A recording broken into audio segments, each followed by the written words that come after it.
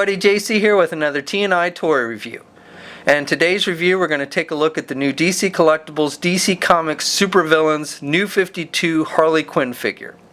Now this figure comes packaged in the same style of window box packaging that we've seen with the other New 52 figures in this line. We've got the DC Comics Supervillains logo up at the top. And the packaging colors for this one are red and black to match the character. Then the figure is clearly displayed in the window box packaging, and we've got the name of the character down below. Then off to one side we have a darkened in image of the character, and then on the other side we have a look at the actual figure. It tells us the figure stands approximately 6.75 inches tall and was sculpted by Dave Cortez. And then finally on the back we have a look at the other two figures in this wave. So the New 52 version of Poison Ivy, and then a second version of the Joker. We've already seen one New 52 version of Joker done from DC Collectibles, and now we're getting a second version. And this one is not yet out. Poison Ivy came out this week, and we'll look at that one probably tomorrow. And Joker has yet to be released. Okay, so let's get this figure open and take a look at what's inside. Okay, so here's a look at the figure outside of the packaging, and I think this is a pretty cool figure overall. I like the accessories that this figure comes with. The articulation's okay. It's not as good as like the articulation we saw on the recently released Arkham Knight Harley Quinn figure, but it's not horrible either. The paint details are pretty solid for the most part. I do have a little bit of a nick on her chin on my figure, a little black mark. I don't know how well you can see it. It's not a major deal though. Otherwise though, no real major paint blemishes or anything that I can see on the figure. I like the accessories the most though with this figure. I think we get things like her sledgehammer, which we've seen with other figures, and it's just hollow plastic. It's kind of done with a red metallic paint, and then the handle is a silver metallic paint, but the mallet itself is just hollow plastic, so it's not super heavy or anything. And she can hold it. She holds it better in her left hand, but you can get it in her right. Though it's better like if you can get her to hold it with both hands, and that's really the best way to have her hold it, is with the two hands.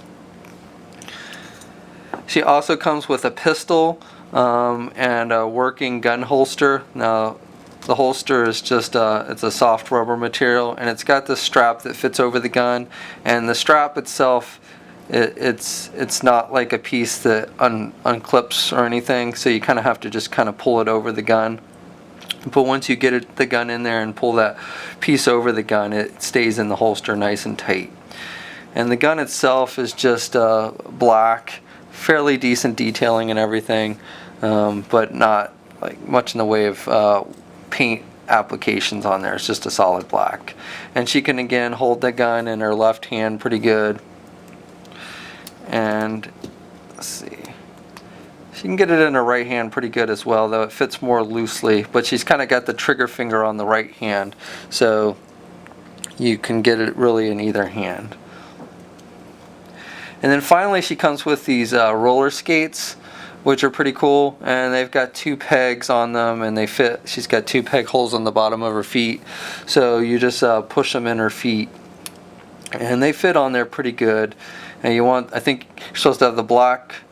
Well, the skates themselves are silver metallic, but then the one has red wheels and a red brake, and so that one you want to probably get on the black boot so that they're opposite, and then the one with the black wheels you want to get on her red boot. So, and the wheels themselves are plastic, but they actually roll, so that's pretty cool. And she stands pretty good with the skates on, so I like that. I think that's a nice accessory that we're getting, which we haven't gotten with previous Harley Quinn figures from DC Collectibles, so I do like that.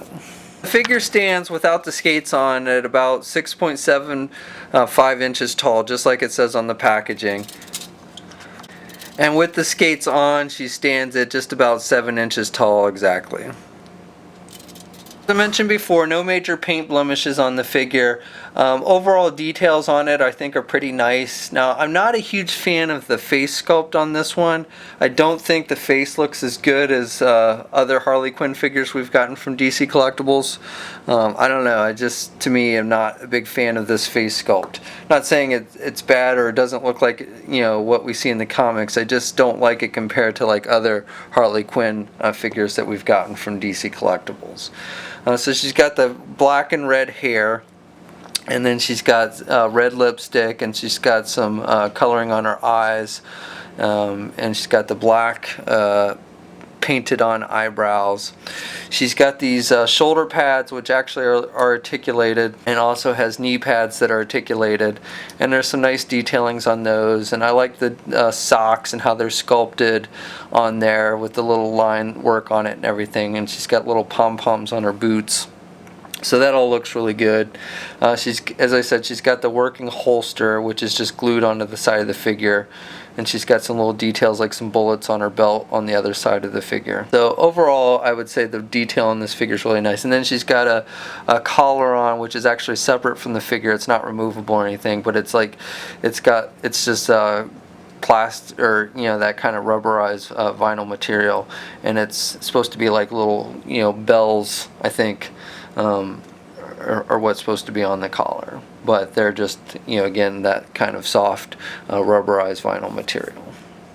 Articulation on this figure, as I said before, is not great, but it's not terrible either. The head is on a ball joint, so she can look left and right. She's got the pigtails, so like with all the Harley Quinn figures we've gotten from DC Collectibles, you know, I would recommend you be careful when you're like moving those. You don't want to bend them too much because you could probably snap them off. The head does have some up and down movement, somewhat limited by how far back she can put her head because of the pigtails, but you know, for the most part she's got pretty good up and down movement with the head. The arms are attached with standard ball hinge joints. She can get her arm out pretty good, and she's got good rotation there at the arm.